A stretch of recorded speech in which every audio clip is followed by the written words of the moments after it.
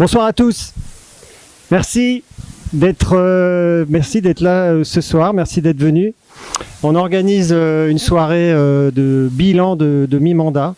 C'est l'occasion de faire un petit peu le point entre nous élus avec vous. C'est l'occasion de se voir. C'est l'occasion de passer un bon moment. Finalement, il n'y en a pas tant que ça des occasions. Et puis c'est aussi l'occasion de officialiser, si on peut dire, une union complète de la gauche avec Nathalie Lorette et le Parti communiste, ce qu'on n'avait pas fait en 2020 et ce qu'on officialise là d'une certaine manière ce soir. Communiste, à l'époque, j'ai présenté la liste Valenciennes citoyenne. Oui, qui n'était pas que communiste, c'est vrai. Aussi une liste citoyenne, comme son nom l'indique.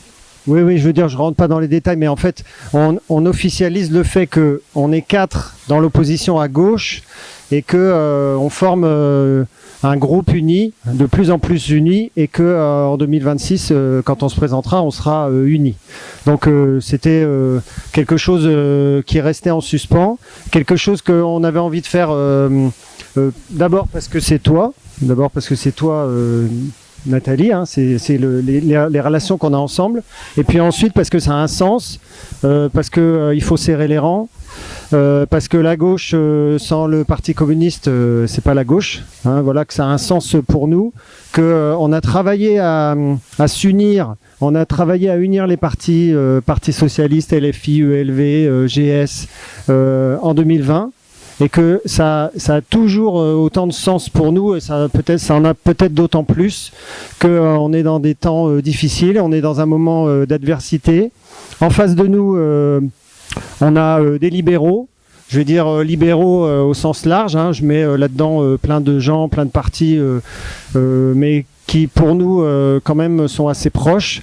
Ils ont en commun le fait, là aussi je vais simplifier, mais de mettre des pansements sur des jambes de bois. Et puis encore un petit peu derrière, avec aussi des ponts, il y a l'extrême droite. Et nous, c'est notre responsabilité de nous mettre ensemble, de travailler ensemble, de faire front commun, de serrer les rangs. Je pense que ça n'aurait vraiment pas de sens qu'on ne puisse pas s'unir comme on a fait dans l'esprit dans lequel on l'a fait en 2019-2020, et vu aussi la façon dont on travaille ensemble, et la façon dont on s'accorde, même si on n'est pas ensemble, même si on n'est pas les mêmes, on n'appartient pas au même parti, on prend des décisions ensemble, on vote souvent ensemble, et ça a un sens fort de faire ça.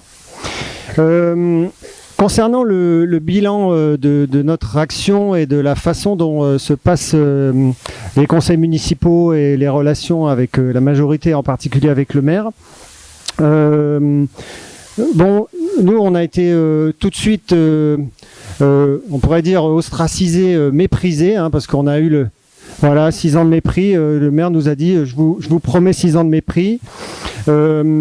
Non seulement il l'a dit, et non seulement dans son comportement il le montre, hein, qu'il nous méprise. Dans les échanges qu'on a avec lui au conseil, c'est souvent très agressif, mais en plus il l'a fait.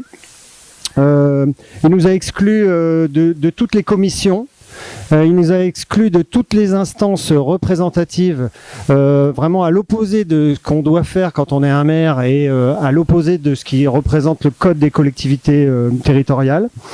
Je dois dire aussi que peut-être certains le savent parce qu'on en a parlé, qu'on a écrit au préfet pour se plaindre de cette situation, et que le préfet et le sous-préfet ne nous ont pas répondu.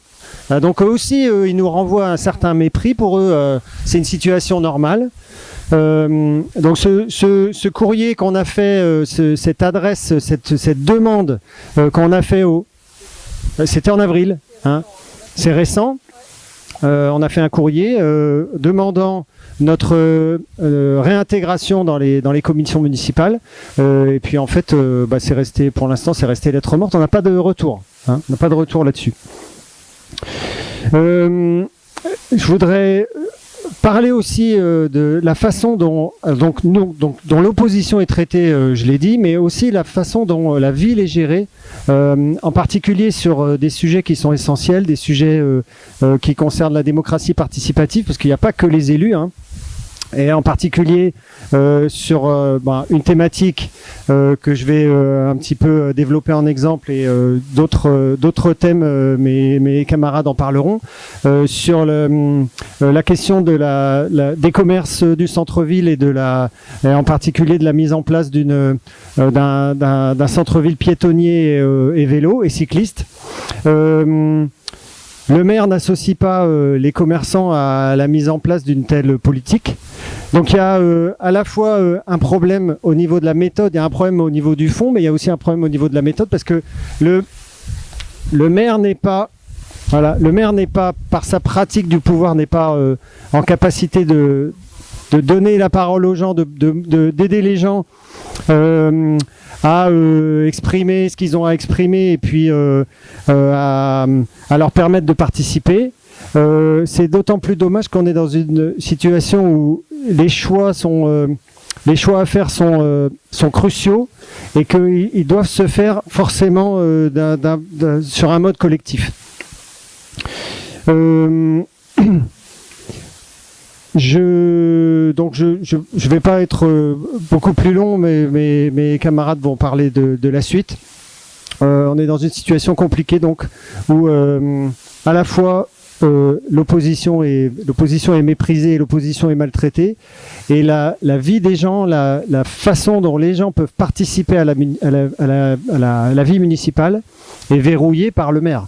En fait, à tous les niveaux, hein, il y a un verrouillage très fort qui empêche l'évolution de la ville vers un sens qui soit plus participatif, qui permette d'entrer à la fois dans la transition et dans l'adaptation à tous ces changements à la fois sociaux et environnementaux qui sont aussi cruciaux en ce moment.